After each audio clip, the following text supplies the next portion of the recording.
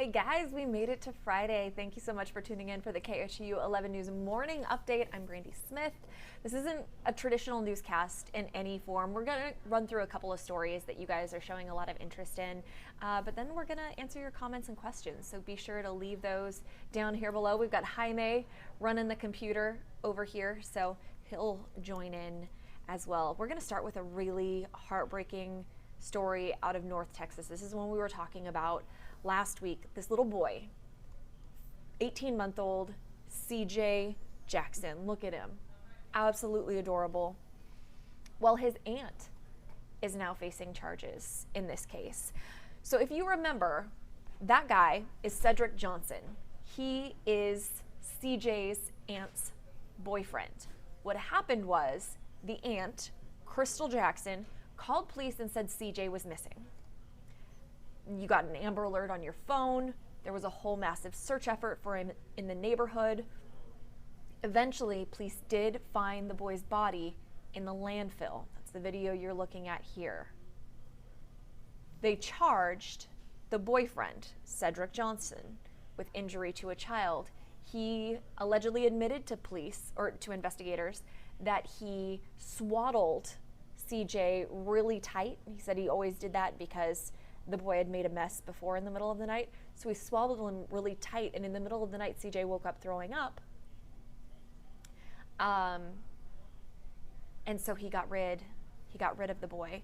Now the reason that the aunt Crystal Jackson faces charges now is because police say she lied over and over again, which kept them from finding CJ.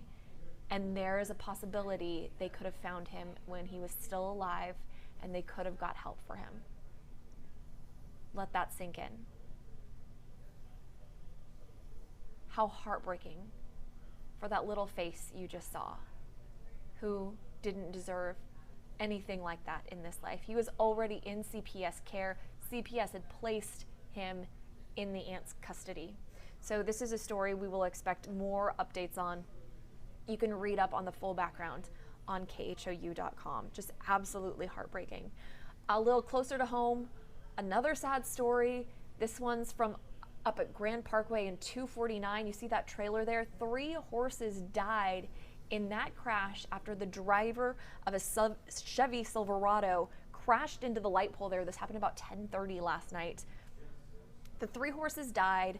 The driver's in the hospital. It doesn't look like he's going to make it, but investigators say if he pulls through, they're going to charge him with DWI and animal cruelty because they found a glass bottle with alcohol in the truck there. Just a reminder that it's fine to go out and have a good time. Please don't put yourself at risk. I mean, this man had animals. Don't put your animals at risk. Don't put other people at risk. Oh, that's hard to look at. Let's lighten things up. How about that? Go a little lighter note. There's a viral video. Sorry, I can't talk today. It's obviously Friday. My body's just like, nope, we're done. This little girl has gone viral. She went fishing with her dad. It did not work out well. Jaime, that's a fishing reel stuck in her hair. Oops, right? So that's Paisley. Again, Paisley was fishing with Dad, and Dad explains what happened this way. I threw out and was reeling and was up in the deck and sitting in my seat, so I had the pole in between my legs reeling. I didn't know that Paisley had crawled back up on the deck with me, and she had, head first, come into the reel as he was just nonchalantly reeling in. So yeah. She was nice and calm, Mom says, as she tried to get it out. They did eventually get it out. That's the crazy part. They got that reel out of her hair using a ton of conditioner, and Mom, Brittany, says she just kept combing it till it was free. I don't know that I've ever had anything beyond gum stuck in my hair, and I'm just gonna say a quiet prayer of thanks for that. My kids have never done anything like that either. Like Mom said, she's the calm baby. Glad that happened to the calm baby of the two of them. My goodness. And then finally, I'm going to wrap this up with a question for you. What do you want to be? when you were growing up? I wanted to be a writer. Didn't really work out, but it kind of worked out. I write a lot in this job. Here's the thing, though. A new study says that most kids want to be YouTube stars. Now, remember when people wanted to be astronauts or police officers or firefighters? No. Now they just want to be on YouTube. I don't know. Trying to remain hopeful about these younger generations, and it's not really happening. So let us know what you wanted to be. And if you saw it through, did you become what you'd always wanted to be when you grew up? Lisa said she always wanted to be a reporter. Lisa Hernandez, sorry, our morning anchor. Blake Matthews said he always loved weather, wanted to be a meteorologist. So there you go. Jaime, what did you want to be? We're going to circle back around to this, but what do you want to be?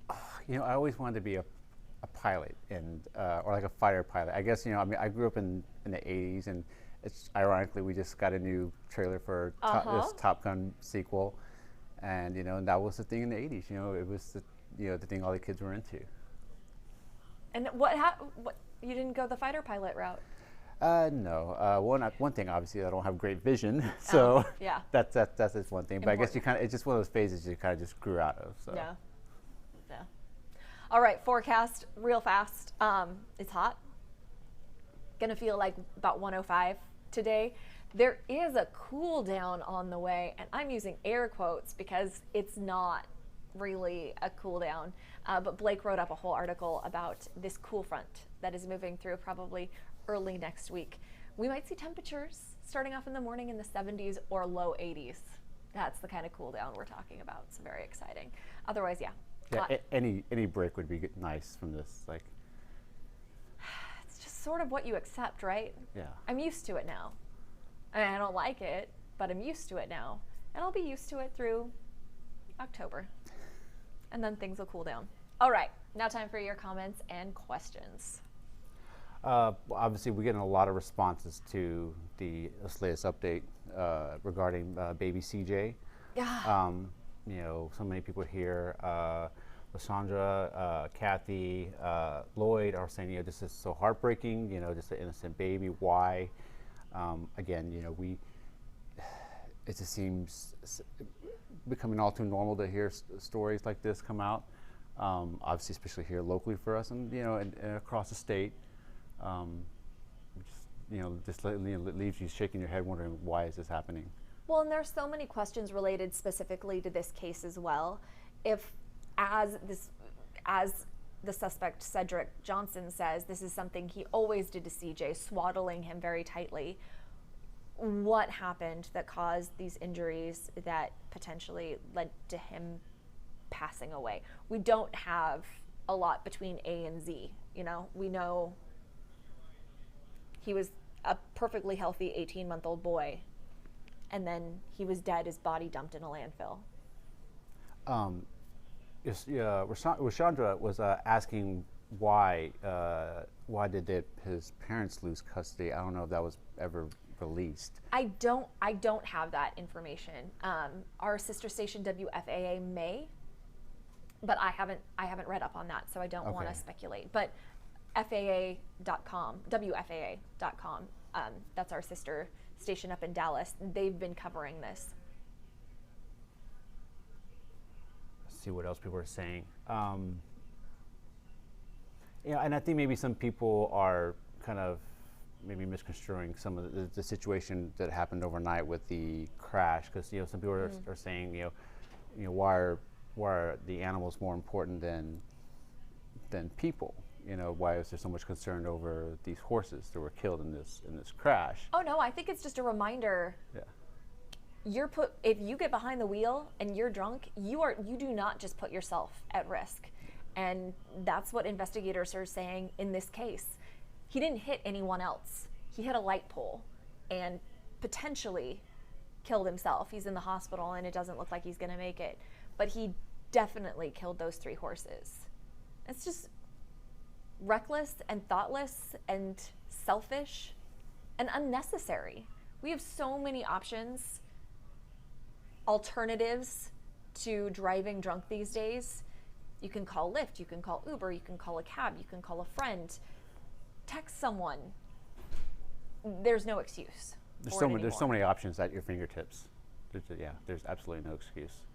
I think there's still a little confusion. Christina says, it's so dangerous for horses to be on the road. Please remember to stay a healthy distance from them when you're driving. These horses were in a trailer being pulled by this truck. So these, right. There wasn't a sort of rider to guide them. There was no avoiding this for these horses. They were just trapped when this crash occurred. Yep. So. Oh. Any fun responses? Can we end this on a funny note or a happy note? Actually, I like the question you posed earlier on Twitter about, especially and as we're going back to the whole Top Gun thing about, 80s movies and some being rebooted or remade, and which ones do you think should not be, touched? And I like some of the responses that people were sending. I saw somebody mention Goonies, which I totally agree. I don't know how you can kind of remake that movie. It's kind of timeless. So growing up in Oregon, Goonies is a big deal. Right. Because there aren't a lot of movies filmed in Oregon. There are definitely more now than there were when I was a child. But Goonies was one growing up. It was like, yeah. That's Astoria, that's Seaside, that's Cannon Beach, that's Haystack Rock. It's all, here in Texas, all the movies are made in Texas, I swear. So many of the movies are made here. Yeah. So growing up in Oregon, that was kind of cool. You can't remake Goonies. No, I totally agree on that one. You can't remake that one. Somebody mentioned Back to the Future. I'm not sure what the responses that you saw, but it sometimes, maybe as somebody who grew up in the 80s, it's kind of tough to see some of these movies getting remade, especially because I feel like it's just not the same, and they just don't have the same sort of essence. They don't really capture what those originals captured in the 80s. In any of the Brat Pack movies, like Less Than Zero, 16 Candles, St. Elmo's Fire, someone mentioned. The Breakfast Club, right? Breakfast Club. Yeah. I feel like Breakfast Club has been remade in teen soap operas over and over again. There's the jock, there's the nerd, there's the burnout, there's the princess, and then there's the what weirdo? What was Ali Sheedy in that? I guess the outcast sort of. The outcast. There you go. Yeah. That's the recipe for every movie now, or every TV show involving high schoolers. And while I'm not big on horror movies, I really, it was kind of eerie when, what was not into when people were remaking a lot of these classic horror movies from the 80s, these franchises that were very popular. It's just not the same. It's not the same anymore. Veronica says, I wish I knew what happened to Jake Ryan from 16 Candles. Jake Ryan. I think he was in the movie Mermaids. Wasn't he in Mermaids? I think he played the bus driver who was with Cher and Winona Ryder's character, if I remember correctly. Okay. It's been a long time. So if I remember correctly, and it might be something I have to go look up again, but I feel like a magazine, maybe GQ or Esquire, did an article about him years ago about how he lives in a cabin somewhere in with his family in the East. That he just pieced out. Yeah, he's a little more secluded lifestyle, but that this guy who was this big sort of heartthrob kind of icon of 80s movie, an 80s movie, just kind of disappeared. But this is what he was doing at that time. This was several years ago though. So. Jake Ryan was dreamy. I remember that. Yeah, Jonathan points out Top Gun 2 is being made. That's what sparked all this. So we got a look at the trailer yesterday.